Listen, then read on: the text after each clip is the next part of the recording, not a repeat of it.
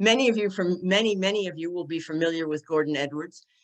We are so very glad that he was able to join us. And Gordon's been working on this issue for decades and decades. He has served as a consultant for both government and non-government agencies. He's an expert in the field. And I think most of you will have read the piece that got sent out about him. And really all I have to say is welcome, Gordon, and thank you so much. He's come to Saskatchewan several times over the years to help us with this. And it's wonderful to have him back, albeit only from Zoom. Thank you. Well, thank you very much for everybody for inviting me. I'm really glad to be able to communicate with you and to share some ideas and to be able to have some interchange of ideas. I will say that my first and most powerful connection with the nuclear issue is with the proliferation of nuclear weapons, and the idea that that we face really two existential threats, one being climate change and the other being the threat of nuclear annihilation through the buildup of these nuclear weapons, which unfortunately, although the arsenals have been declining since the end of the Cold War, now they seem to be rebounding, and there's a real danger that they're not only going to be increasing in the modernized, as they call it, with trillions of dollars spent on modernizing the nuclear arsenals in the powerful nuclear weapon states, but also the horizontal proliferation to other countries seems to be becoming increasingly problematic. So let me just focus on the topic of the discussion, which is the small modular nuclear reactors, which is the effort of the nuclear industry to reinvent itself and to rejuvenate itself, reaching out for new markets and using the problem of reducing carbon dioxide emissions as one of their main selling points at the present time. So I'm going to share my screen and we'll take it from there. All right. Good. So this is a title, this is not the title that I chose, but it's the title that was given to me, Small Modular Nuclear Reactors, the Wrong Solution for Today and the Future.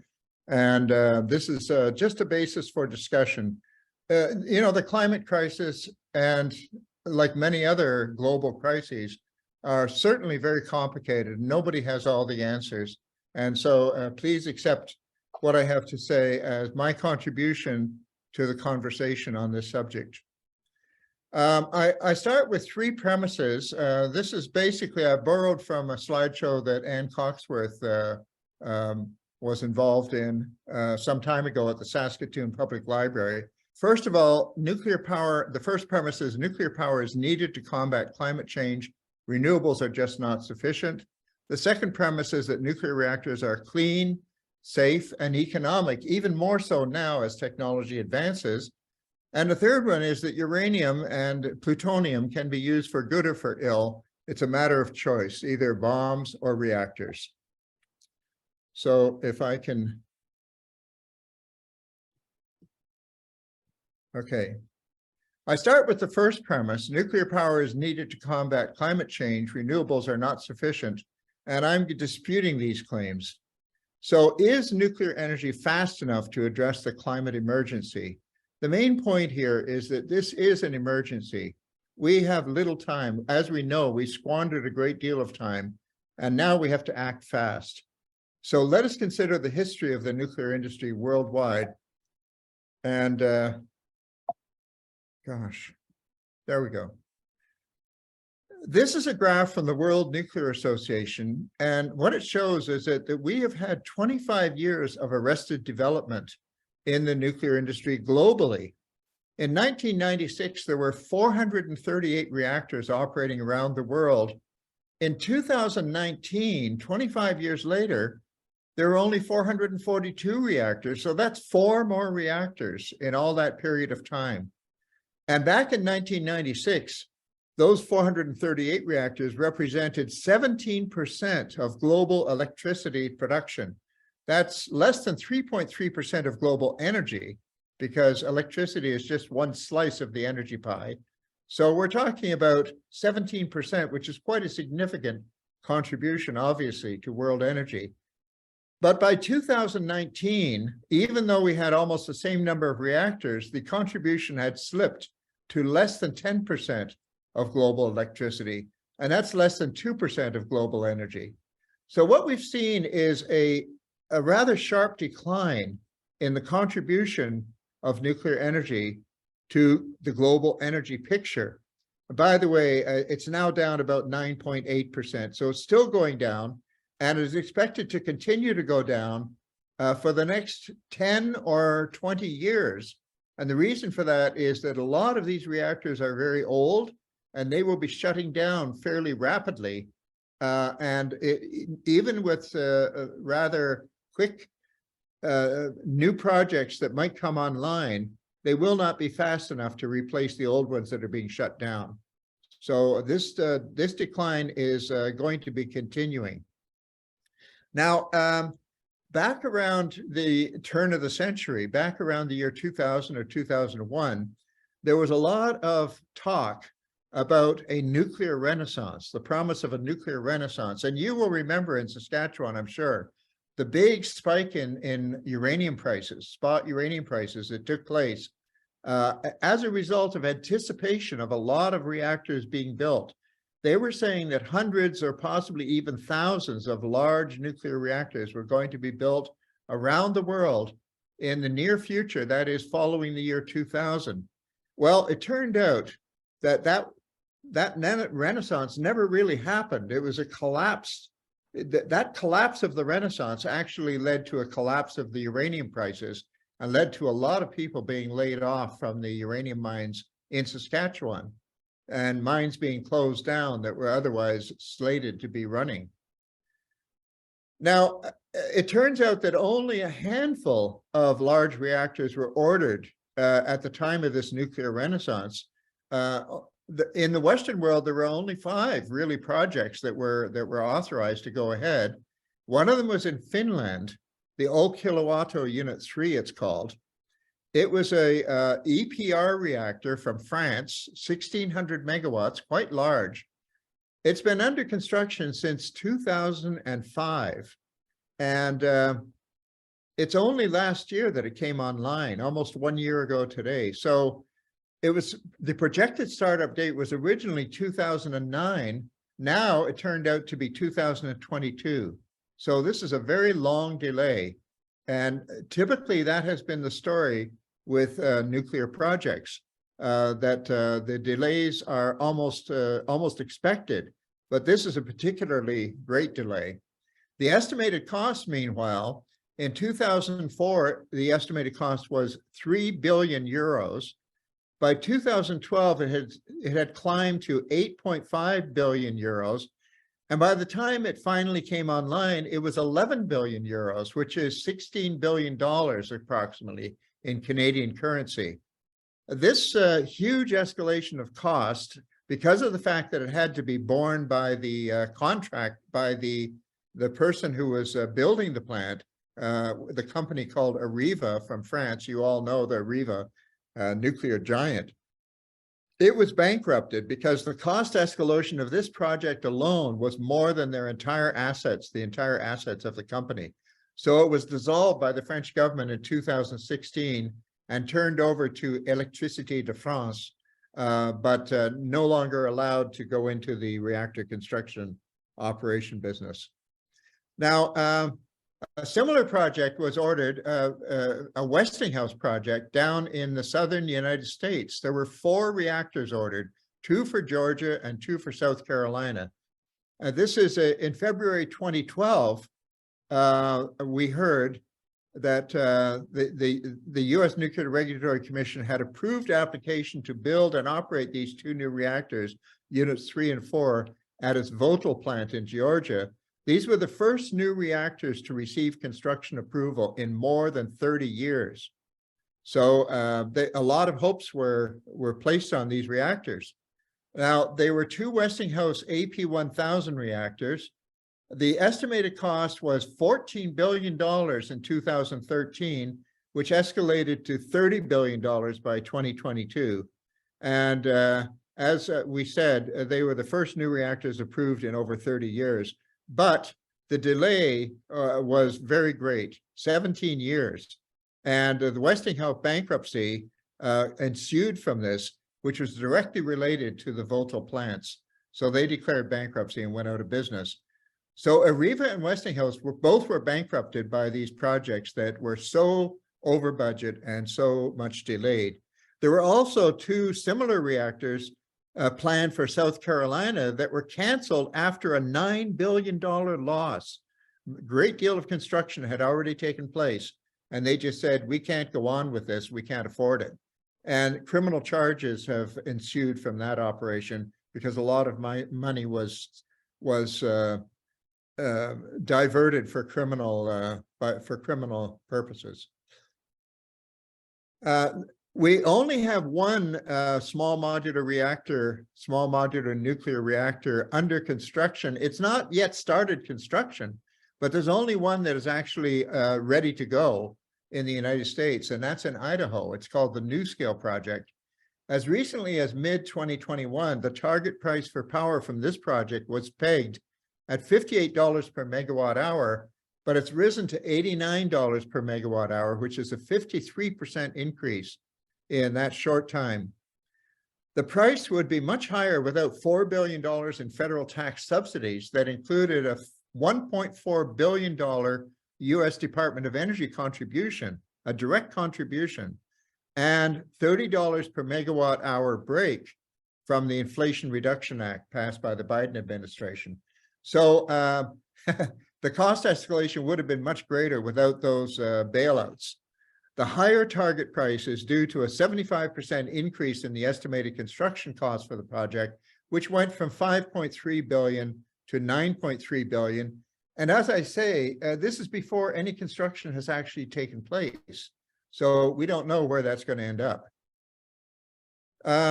In Australia, the comment was made by Greg Jericho, one of the commentators down there. Nuclear power is just too costly and too slow. It's zero use to Australia's emissions plan.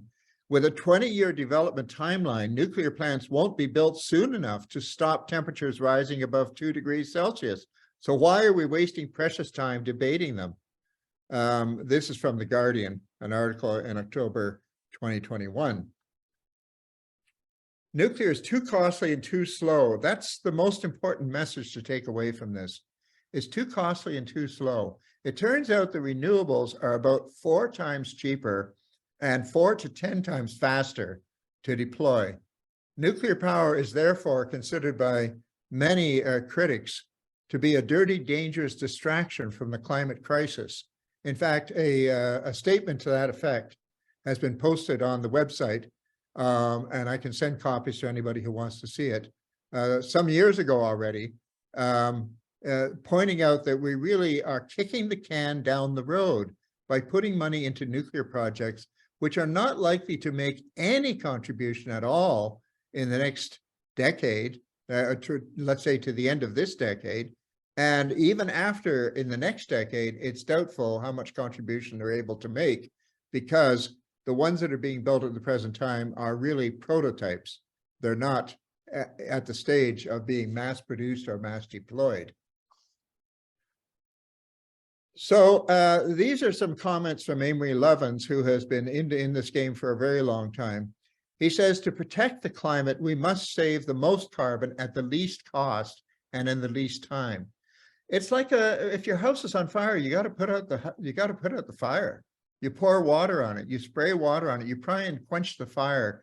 You can't afford to sit around designing a fancy new house or a fancy new sprinkler system that isn't going to cope with the current crisis.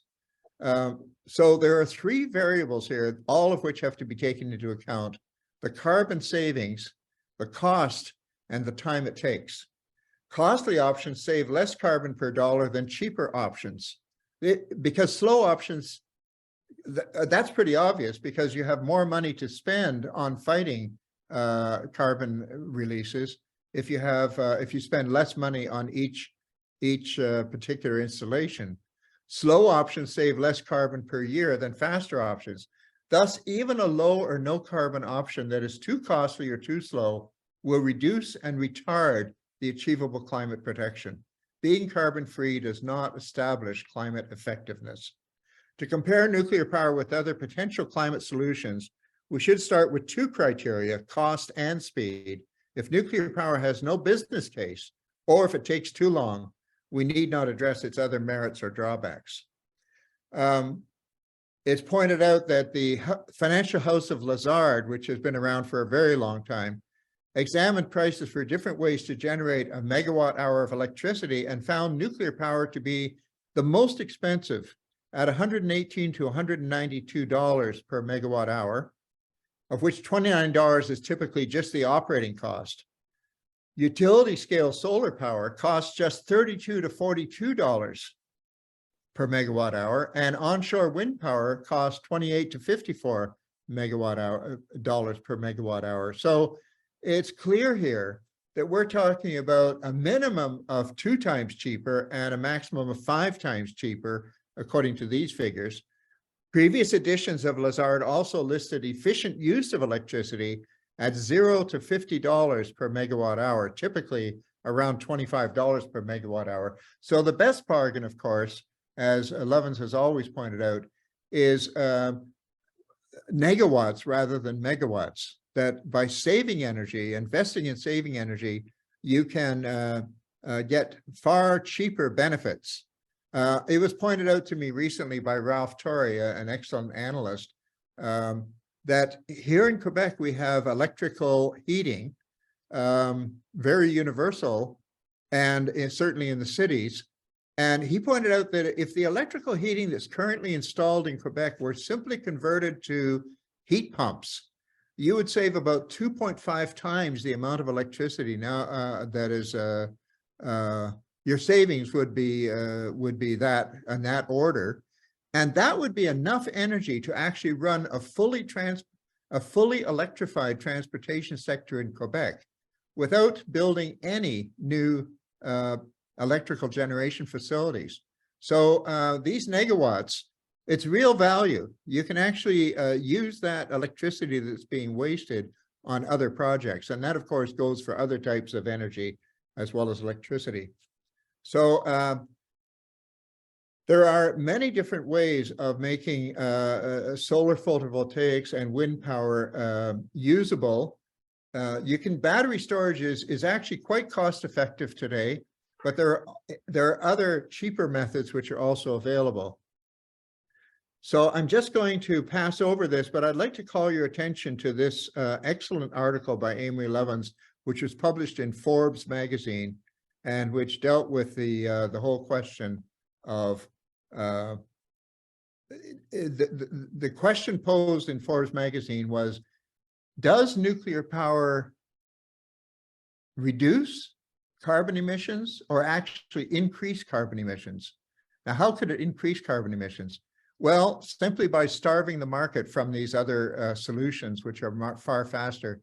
He even points out that the operating costs of nuclear reactors, some of the worst ones that have the worst business statistics, they could be shut down. And even if you just use the operating cost of those to invest in energy efficiency, you'd save far more, you'd displace far more carbon than the operating nuclear plant is currently displacing.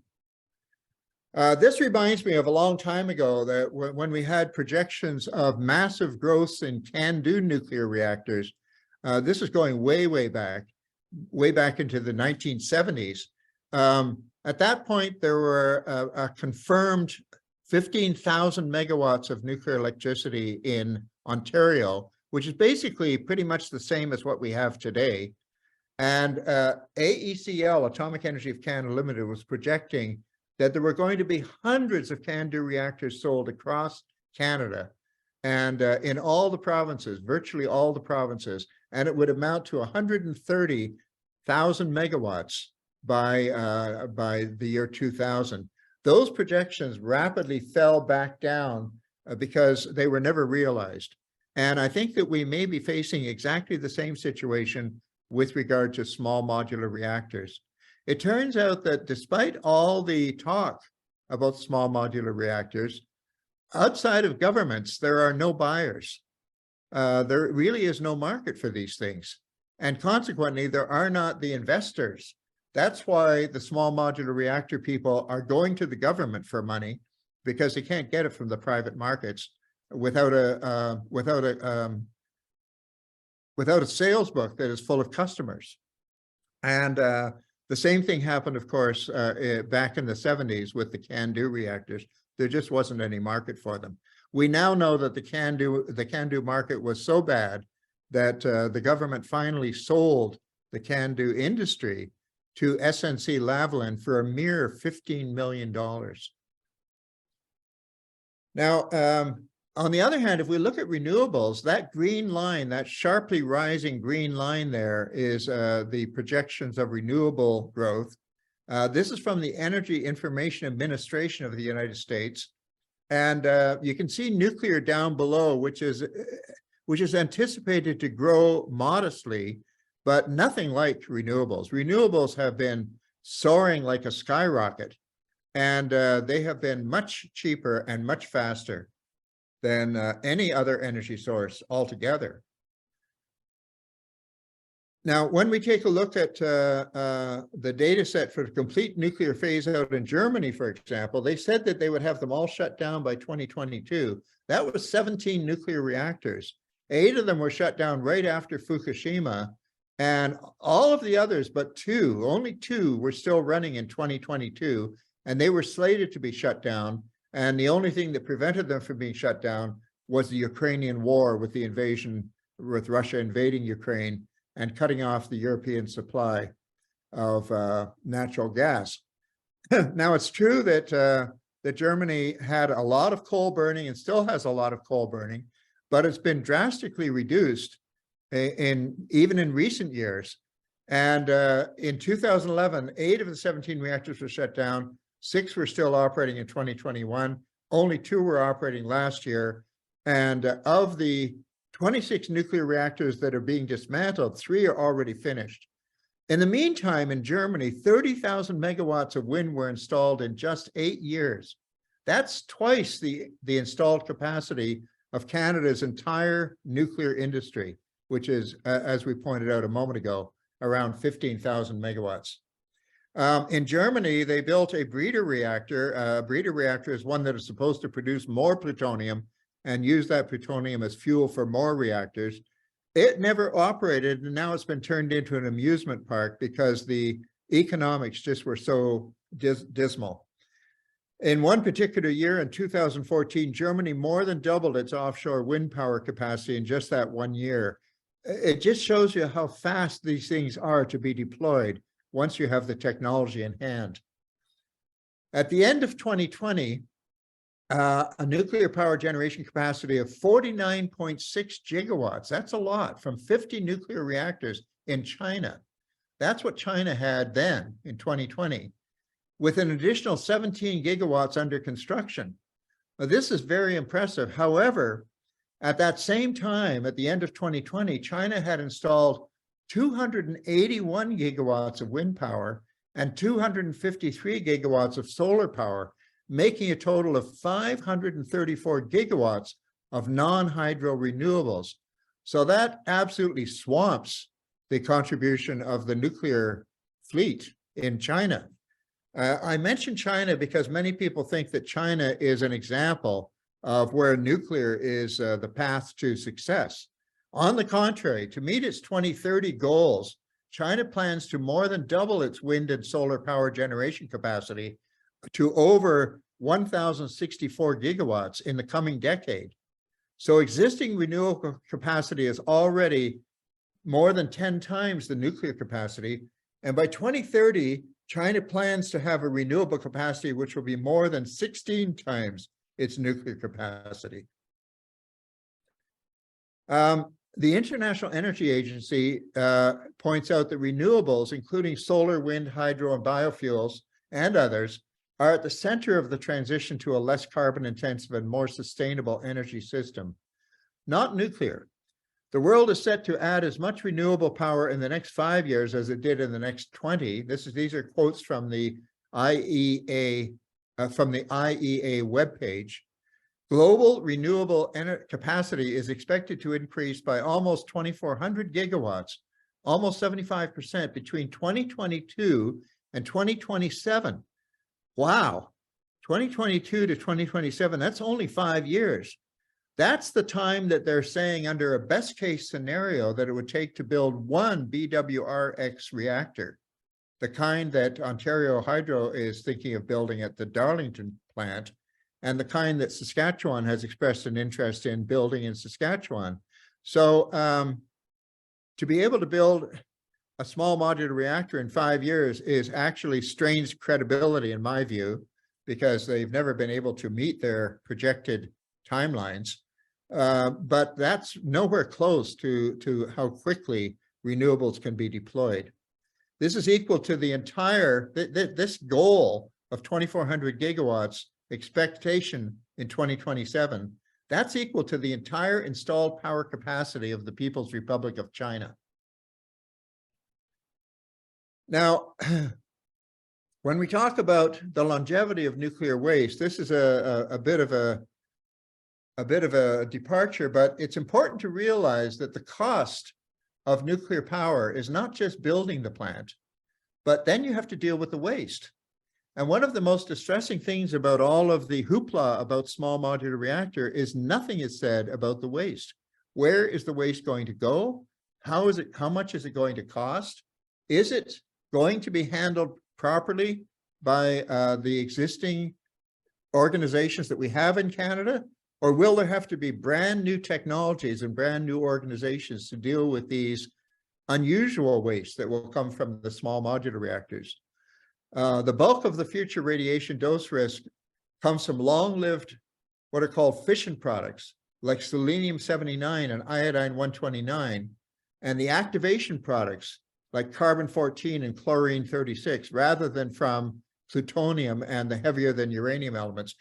There's also an often misstatement from promoters of small modular reactors that if they were allowed to use plutonium as a fuel, they could take the plutonium out of the existing high-level radioactive waste from CANDU reactors and burn up the plutonium as fuel, and then the long-lived radioactive waste would be gone.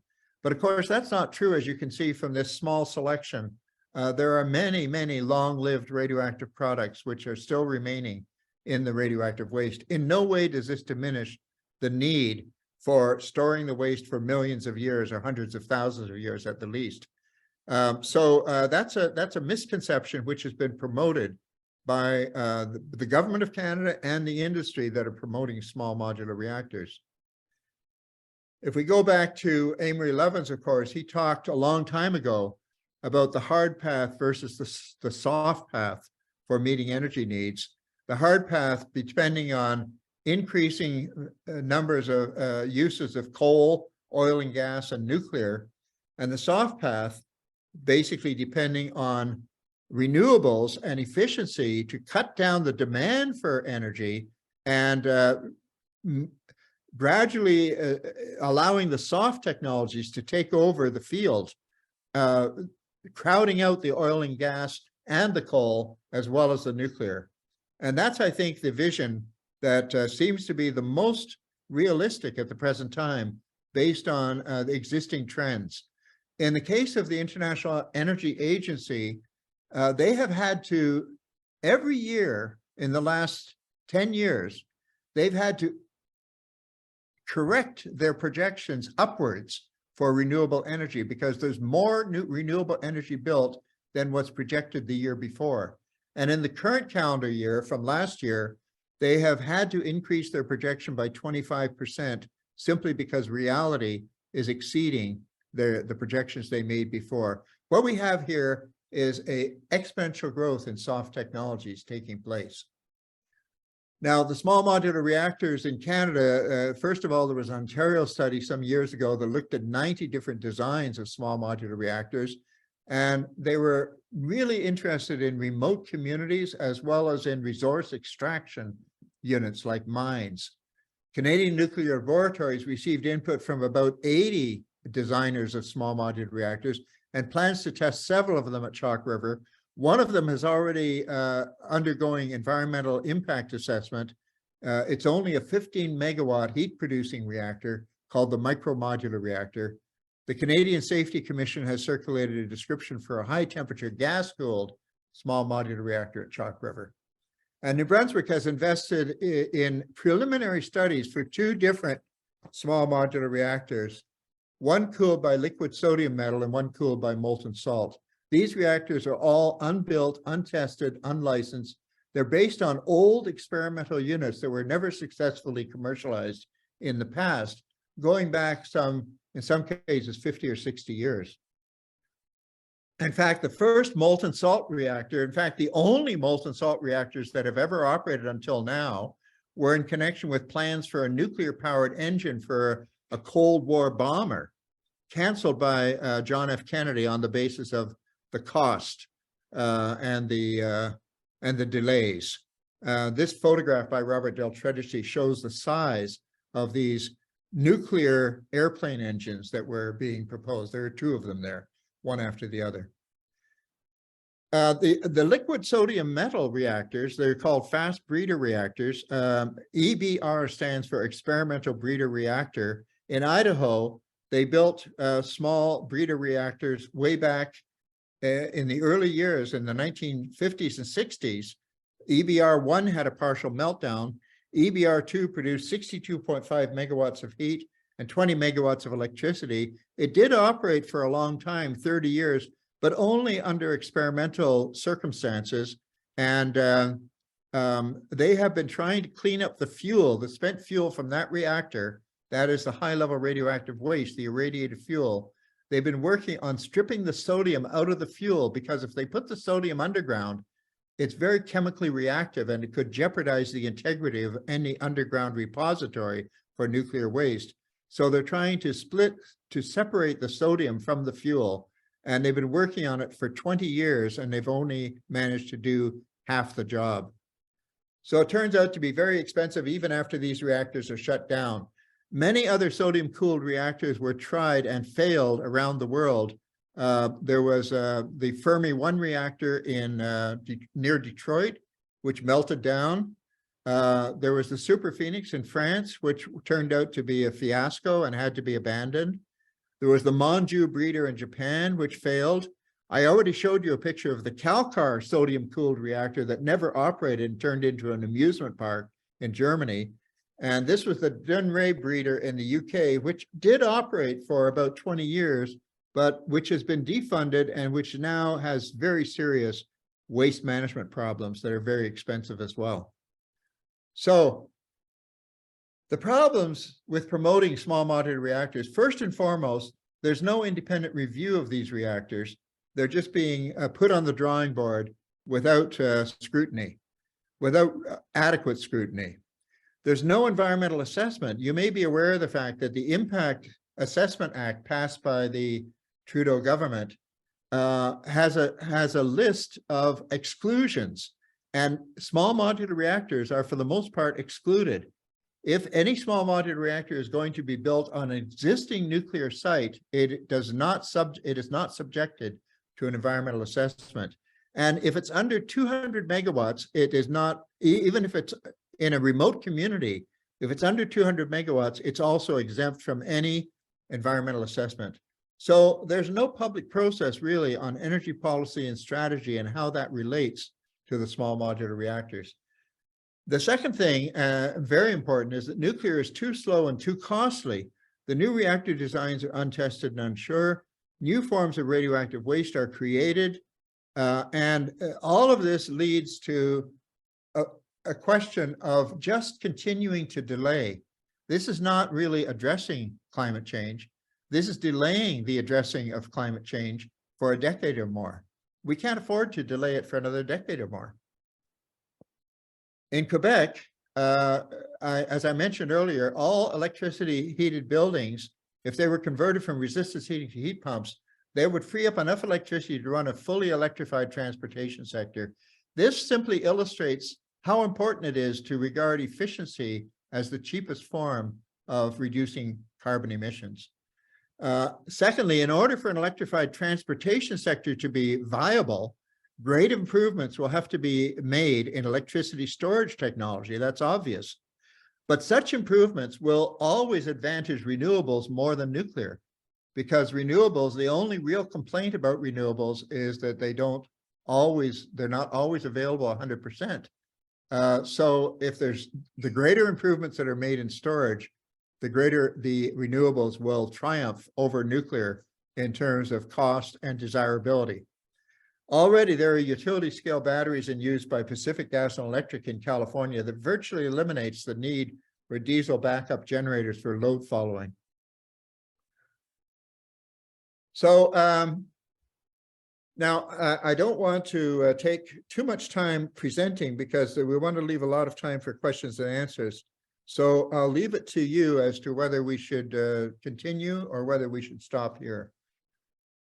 I would like to throw in something important, I think, that will affect all Canadians, even though it's situated in New Brunswick. I mentioned earlier that in New Brunswick, there are 2 small nuclear reactors being proposed. One of them, a molten salt reactor proposed by a UK-based company called Moltex. And what they propose to do is to take the existing CANDU spent fuel, which is now stored in dry storage casks, open up those dry storage casks, take out those fuel bundles, which are now packaged as about the size of a fireplace log. They're metallic packages of nuclear waste. They want to open up those packages and separate out the plutonium and use that plutonium as a fuel for their Moltex reactor. And what this will do is it will destroy the packaging that now exists, and you will now have several very difficult and messy waste streams to deal with. The fission products, which are intensely radioactive and which are so heat producing that they're the ones, those heat producing fission products are what cause nuclear reactors to melt down. They will be separated from the plutonium, but then there's no plan as to what's going to be done with them once they're out of those packages that they're already in.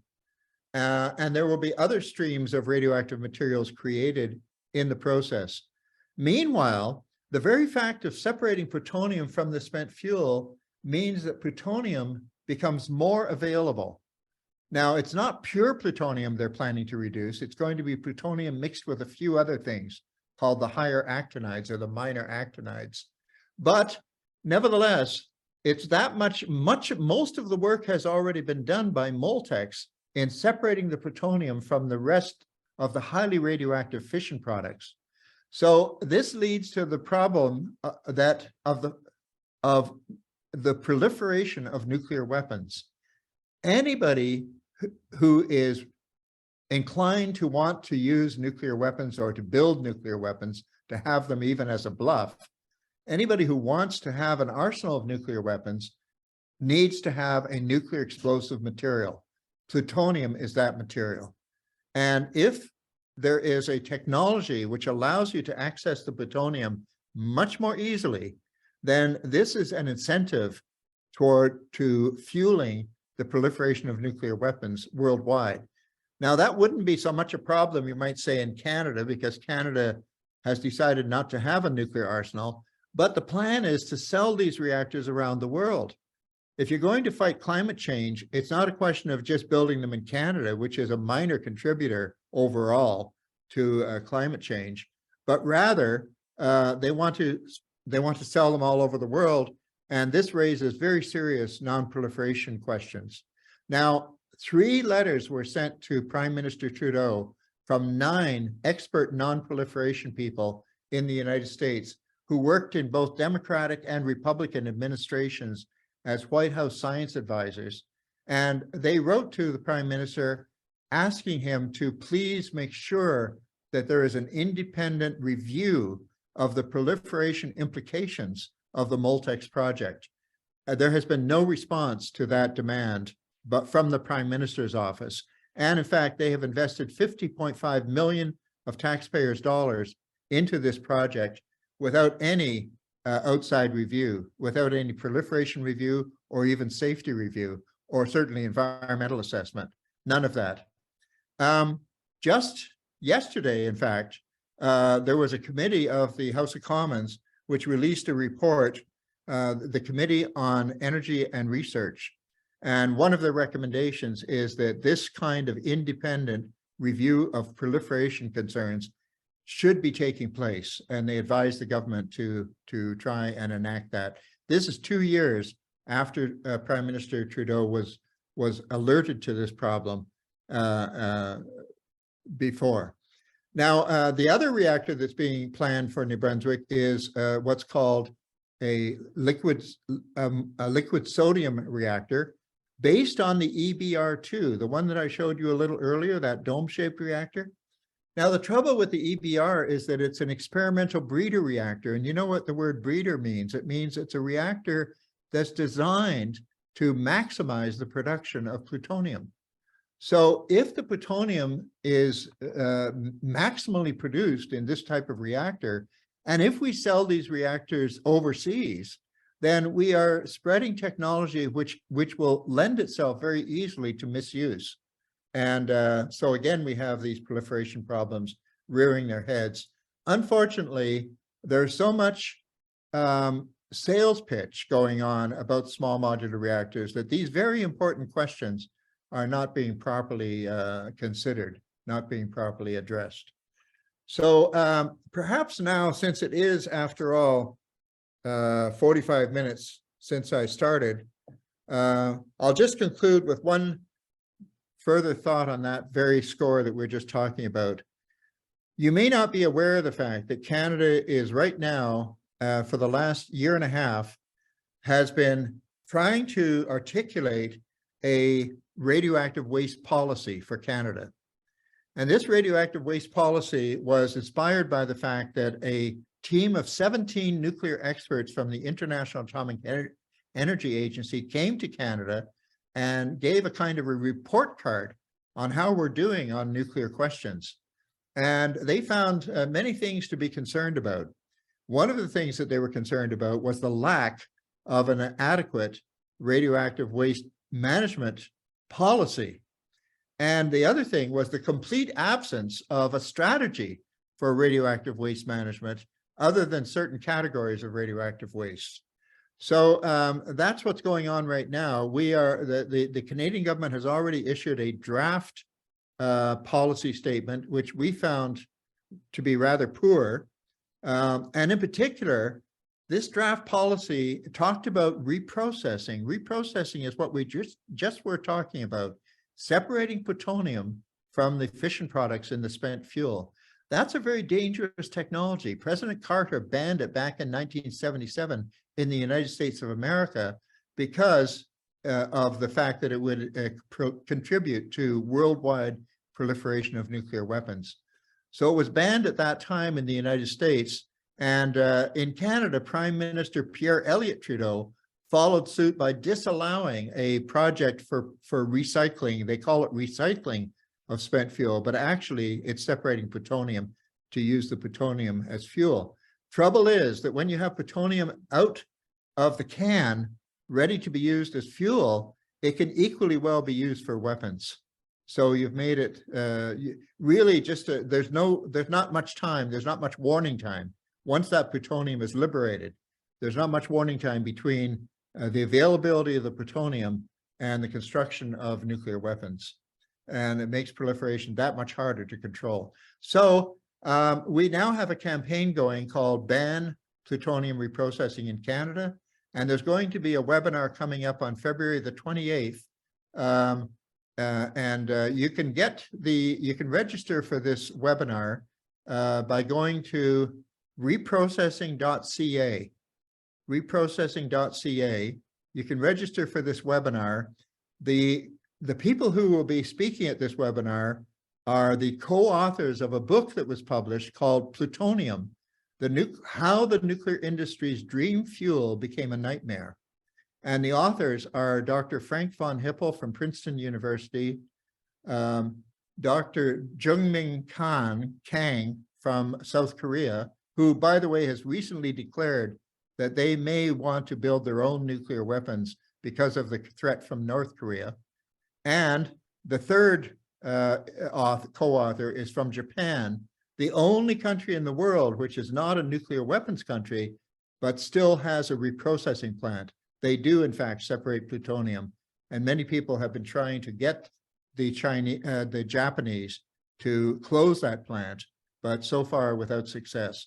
So now I have to stop my sharing. How do I do that? There we go. We got it. Awesome. Thanks, Gordon.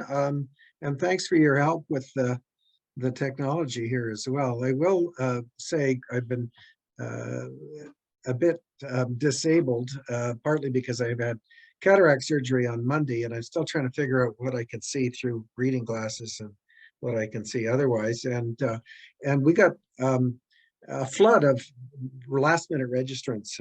I think we had 30 some yesterday, and today we're up to 83, I think. So Wow. it's been a bit of a challenge. So I apologize to anybody who found themselves waiting in the waiting room or didn't get the link when they wanted it, and et cetera, et cetera. So we're going to entertain questions, and going to ask people to put their questions in the chat. So question here from Bob Eaton said, I'm interested in opportunity loss while we wait for SMNRs. So Yes. You got a comment on that? Yes, I do. The opportunity cost is a real problem. We've seen in Ontario, for example, Doug Ford, Premier Ford, canceled large projects, hundreds of millions of dollars in renewable projects, and had to pay a substantial $100 million in penalties for canceling those contracts, just so that he could invest in refurbishing the nuclear reactors in Quebec, in Ontario. And various people, including the Quebec government, was offering that, importing excess hydropower from Quebec would in fact allow them not to refurbish some of these reactors, but to just keep them shut down and start moving off that nuclear trajectory that they're currently on. But it's going to be extraordinarily expensive. We already know that Ontario Hydro went bankrupt once before with a $30 billion debt, a stranded debt, all related to the nuclear program. And I understand that currently the Ontario debt related to nuclear is up to about 35 billion. So this is an enormously expensive proposition for any province that gets into it. New Brunswick is also struggling. NB Power has about a $4 billion debt that is very difficult for them to deal with. So it's not only the opportunity cost of building these reactors, but then when you do build them, it takes many years for them to pay back the investment. And then when you start making revenues and a profit from it, you have to put aside a large part of that to deal with the radioactive wastes, which are estimated to cost, well, here in Canada, the Ontario waste, high-level wastes are supposed to cost about $26 billion to dispose of those wastes. These are big numbers. And so you have to put aside money for that. And you also have to put aside money for decommissioning. That means dismantling these reactors, which themselves become radioactive. Even the steel and the concrete become radioactive because when they absorb neutrons, the non-radioactive materials in the structural materials are turned into radioactive materials. And so the steel can never be recycled. It has to be treated as radioactive waste. So it's the opposite of a recyclable situation, but it's costly. The cost of dismantling a nuclear reactor is at least as much as the cost of building it in the first place, and oftentimes is considerably greater. So you not only have an opportunity cost at the front end, but you also have opportunity costs at the back end as well. And you're spending money on handling the waste when you wish that you were spending that money on building more windmills and solar power and geothermal and wave power and storage devices. Efficiency, of course, coming first. So there's a lot of opportunity cost and it's a lot of waste. Okay, thanks very much. I will thank Lyle Orchard for putting a link in the chat. Question from Bob Beaton's got another question, but I think we'll go back to Bob's after we've given other people a chance. Stephanie Sidia has posted, since Saskatchewan does not currently have a nuclear site where an SMNR could be constructed, does that mean an environmental assessment review process would be required? No. Okay, that's an easy, that's an easy answer. Okay. I might just add on that point that the current policy in Canada is that although the federal government has agreed to take charge of the spent fuel, the irradiated nuclear fuel, the high-level nuclear waste as it's called, there's many communities in Ontario, especially Indigenous communities, who are completely opposed to these waste being stored on their lands, of course. But when it comes to the decommissioning waste, the dismantling waste and so on, those are not the problem for the federal government. That's the problem for Saskatchewan. If Saskatchewan has a small modular reactor, the low and intermediate level waste are provincial responsibility. It means that even a provincial waste disposal unit is going to be costly and difficult. Now, in Ontario, OPG tried to build an underground repository for their low and intermediate level waste, and ultimately it came to naught. They would have to be canceled because of opposition. So it's whereas renewables are often more acceptable, although there is controversy about them as well. There are kind of drawbacks that some people stress, like the land area, for example, that's involved. But when it comes to nuclear waste, it's very divisive to have to try and wish this on some community. Okay, question from Ann Coxworth, who writes, can you comment on job opportunities that would arise in Saskatchewan if we adopted SMRs compared to job opportunities in renewables and efficiency? Well, that's a good question. And it turns out, of course, it's a truism that if you spend money, you're going to create jobs. And certainly any project that is going to consume a lot of money is going to create a lot of jobs, and that's for sure. But those jobs don't last long after the reactor is built, because the whole idea of these small modular reactors is that they don't require a large workforce to keep them running, so that the jobs would go down drastically after construction. Meanwhile, constructing renewables creates far more jobs, and those jobs are far more widespread in the community because they can be built in many different communities all over the province, not just in one centralized location where a reactor is being constructed. And those jobs tend to be spread out over a much longer period of time because one keeps adding to the fleet and maintaining that fleet. So the jobs generally have been shown to be in the ratio of about 7 to 1 when you compare renewables to nuclear. That nuclear is well known to be, per dollar invested, one of the least job creating technologies rather than one of the most. Great. And the other thing I might say is that you don't need to have highly skilled scientists and engineers to build windmills and solar panels. To build nuclear reactors, one of the problems that the nuclear industry itself has identified is a lack of sufficient qualified people to build a large number of nuclear reactors. Even back in the 1970s, when they showed you that graph where they were hoping to build hundreds of CANDU reactors, they were worried that they wouldn't have enough qualified people to build them. So that the problem was, how are we going to find the people that can build these things fast enough? Well, that's not a problem when it comes to renewables.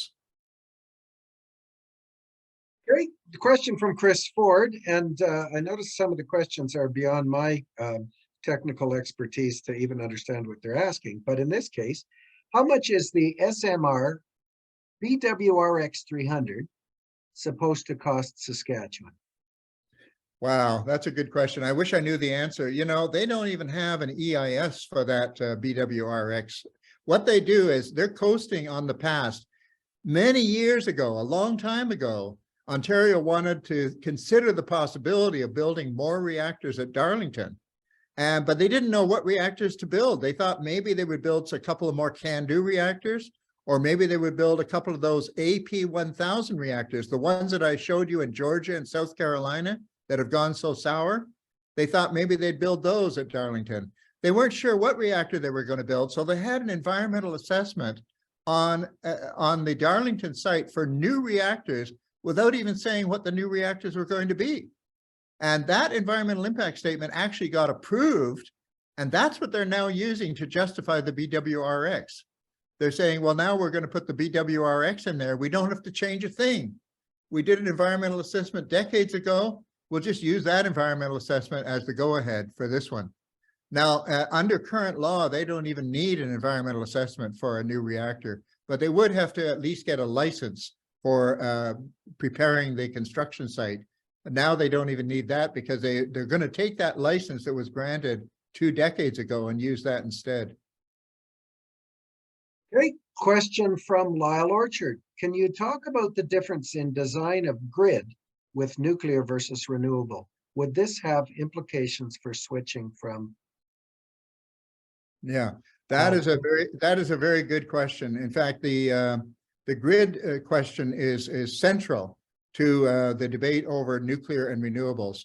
It turns out that one of the reasons why renewables and nuclear are more or less incompatible with each other is that the nuclear concept requires a block power that runs 24/7.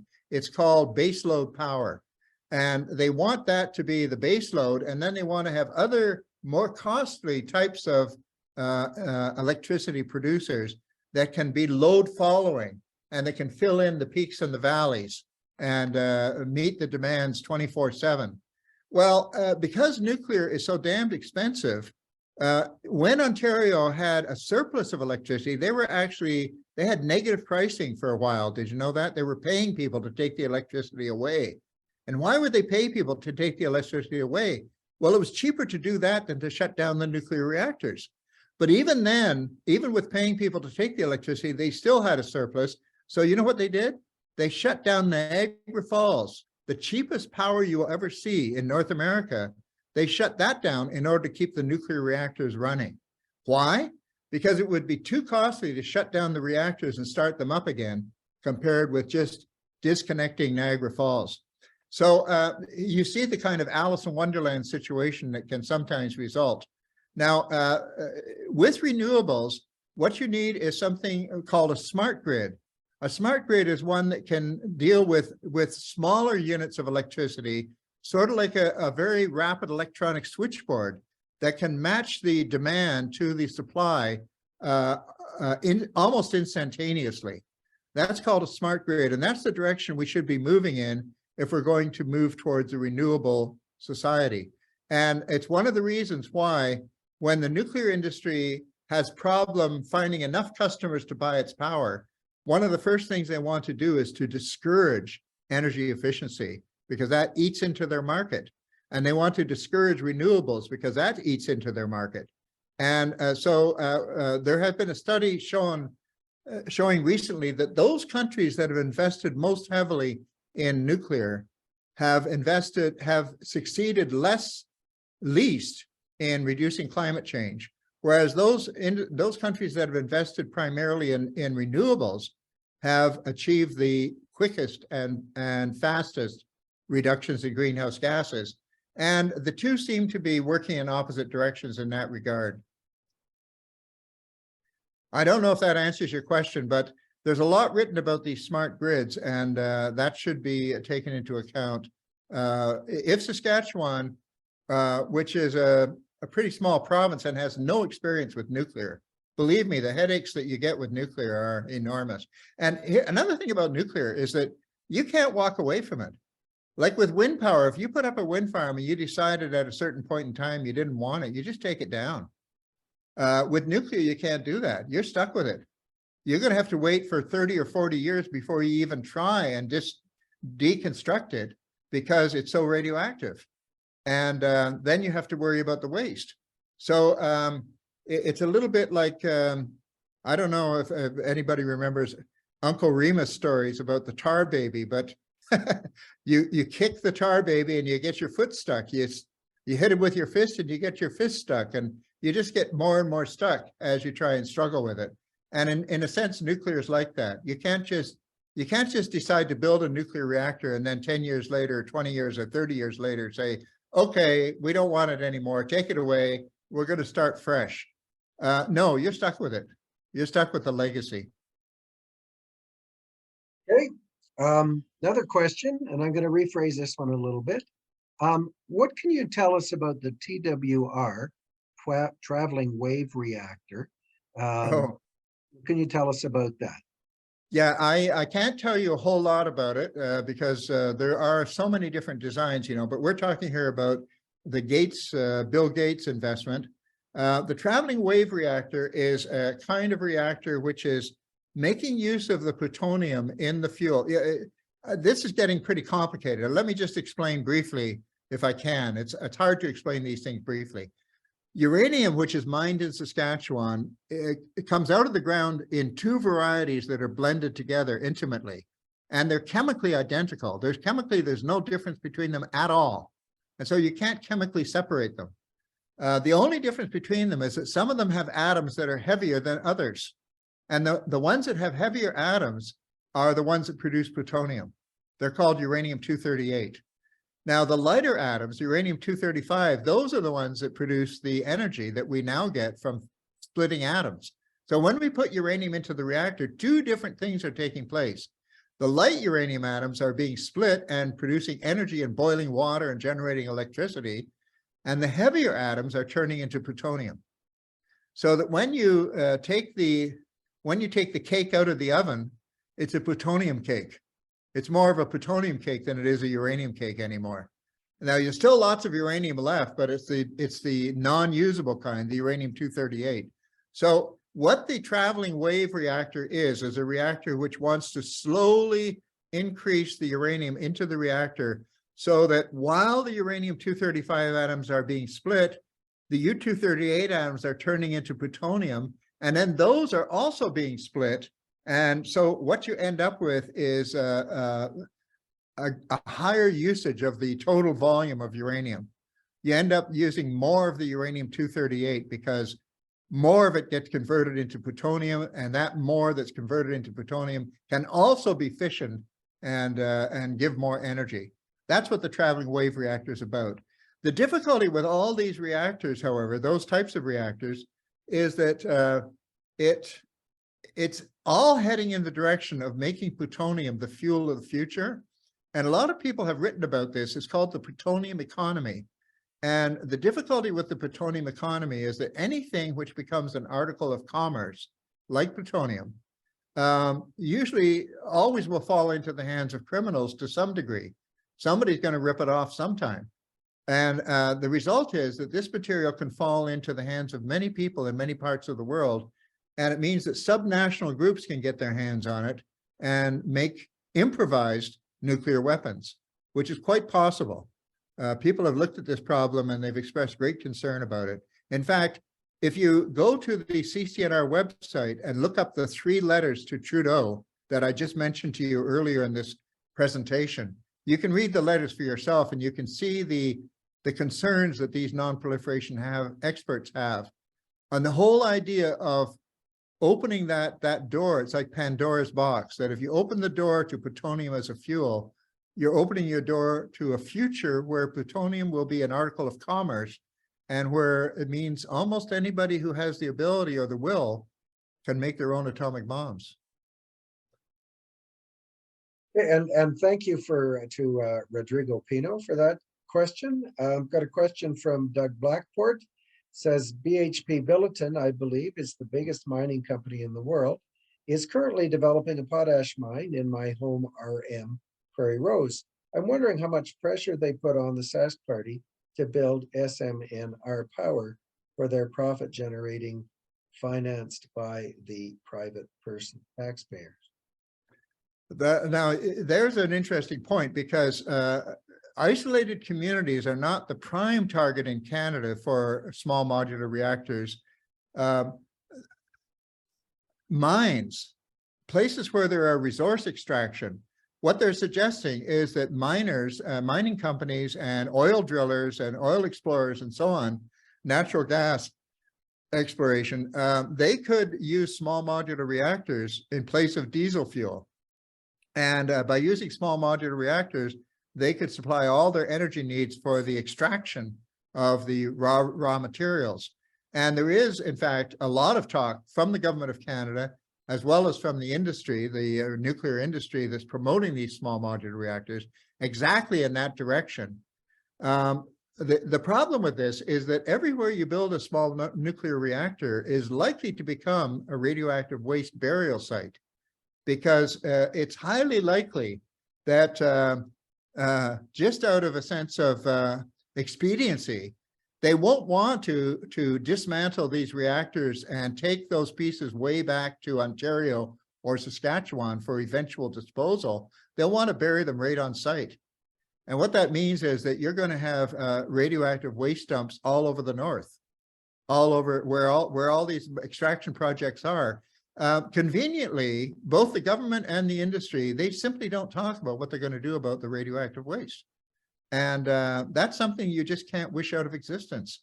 So there is pressure being put on mining companies, but you know what? Nobody is biting as far as I can see.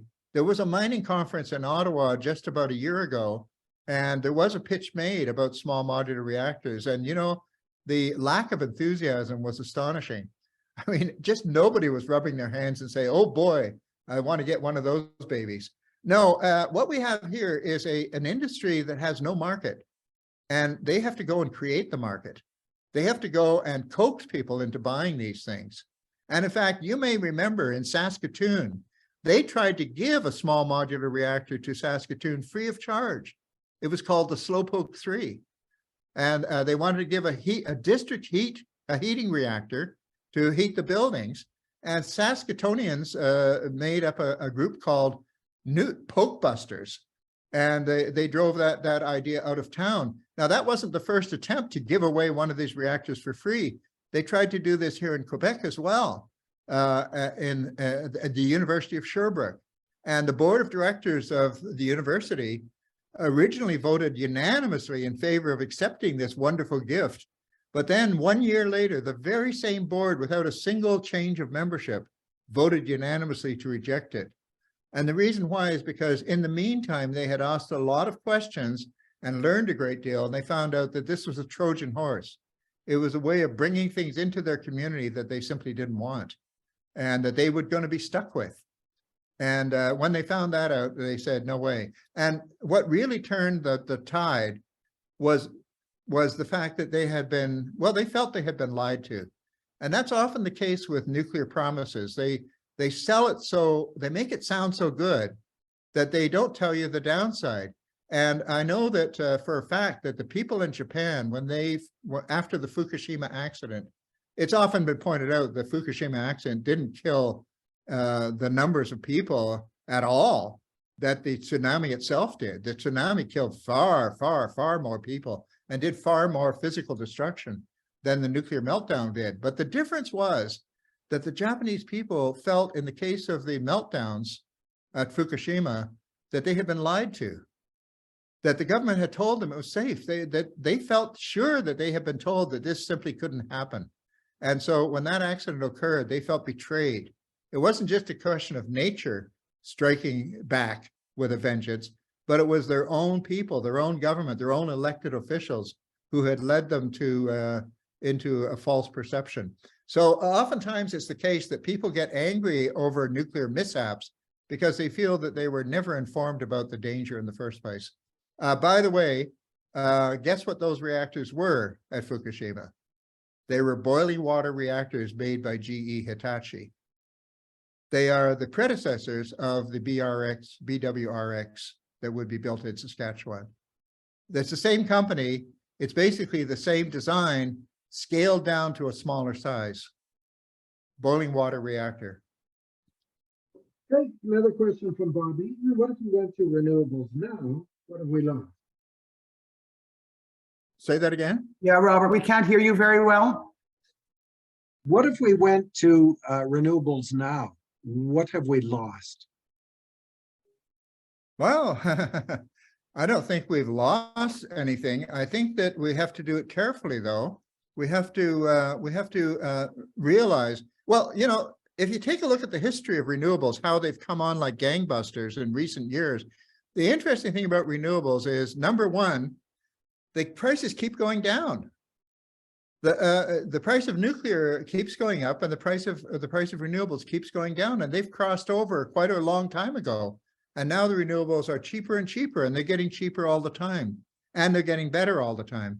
Now, so I don't think we've lost anything. I think we're well on the way towards the kind of transition we need to make. And one of the things that's often been pointed out is that while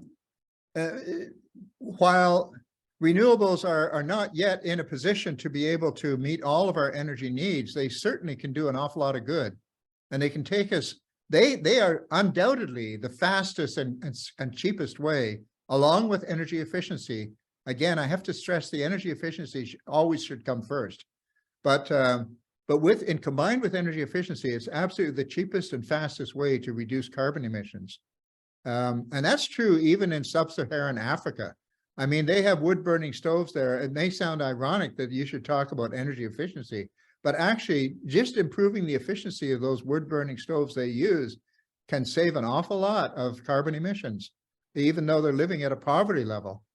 So energy efficiency, you know, the first law of thermodynamics is that energy is neither created nor destroyed. It is only converted from one form into another. And so what happens is that by wasting energy that comes into our buildings and we waste it, it goes out and does work on the environment, and that's detrimental work. That's pollution and climate change and all that kind of stuff. If we're more efficient in using it, we're much further ahead. The less energy we use to do a given job, the more successful we are. And also, it costs us less. And think about how much more peaceful the world would be if we wouldn't have to fight over diminishing resources. The sun shines pretty well everywhere, and the wind blows pretty much everywhere. Not all the time, but pretty consistently, and in human terms, forever. Geothermal energy is something we haven't mentioned yet but geothermal energy is a very promising thing. It's inexhaustible, it's 24/7, and as you know, in Iceland, whole cities are heated with geothermal energy. There are cities that have no furnaces because they don't need furnaces.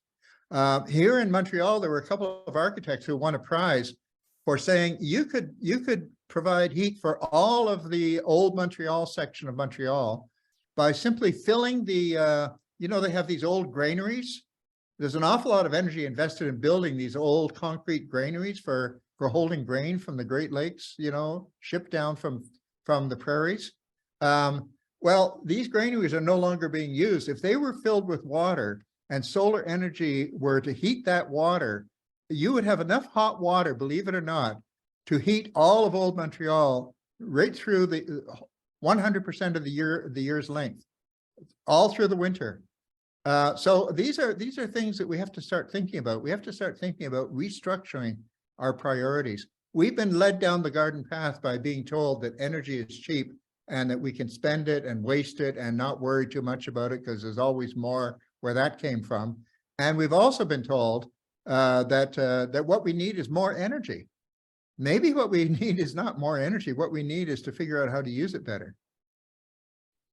Okay, I think we've got one more question. There are some comments that I'm not going to read out. People can read those, and there are some links that have been put in the chat, and I'll let people take a look at those. Question from Rob Daglow: what is the strength difference of our mined uranium to the spent fuel that needs to be stored? Oh, the mined uranium is uranium. When you mine it out of the ground, it's actually about, how can I explain this? Well, are you interested in me telling you a little story?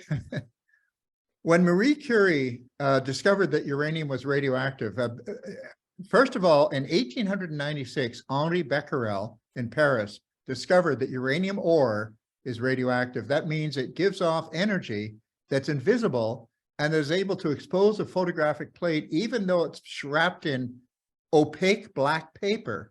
nevertheless, it will penetrate that black paper and expose the photographic plate. Well, Marie Curie was interested in this. So what she did was she did backbreaking work manually or manually crushing all this uranium ore, which she got from Czechoslovakia, in a greenhouse outside, an unheated greenhouse. And she separated, because she was a brilliant chemist, she separated the uranium out from the rock, the crushed rock. And what she found was that the crushed rock was a lot more radioactive than the uranium. And the reason for that is because uranium is not alone. It produces byproducts, which are called radon, which are called the uranium decay products. And these are among the most dangerous naturally occurring elements on Earth: radium, radon gas, and polonium. Every atom of radon gas, you've all heard about radon and how it's the leading cause of cancer among non-smokers. Radon, every atom of radon begins as an atom of uranium, because uranium undergoes transformations as it decays, and it turns into all these other materials, which are much more dangerous than uranium itself. So if you take the uranium out of the rock, then that's the least radioactive part of it. And that's what we use as fuel in the nuclear reactors. So it's pretty safe to handle. If you're wearing gloves and you don't breathe it in, you don't get it inside your body, it can be handled pretty safely.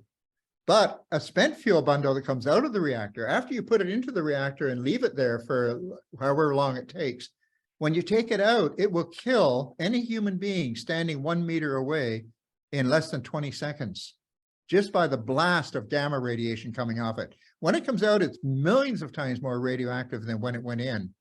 And you might say, well, why on earth is that? That's because the uranium atoms were split.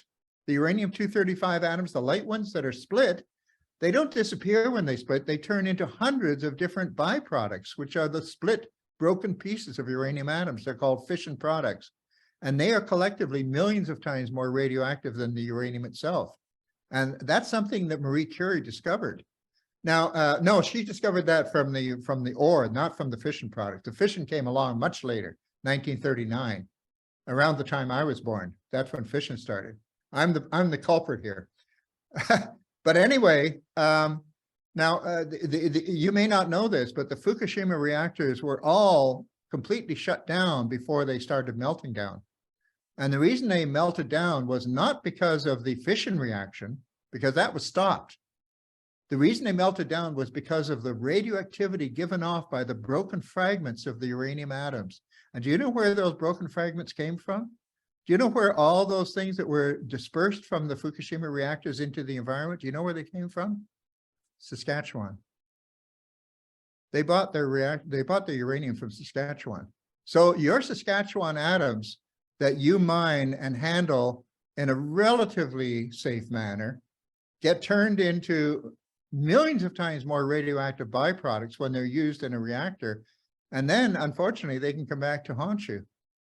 So it's important to realize what we call the whole life cycle from beginning to end, of how it begins and how it ends.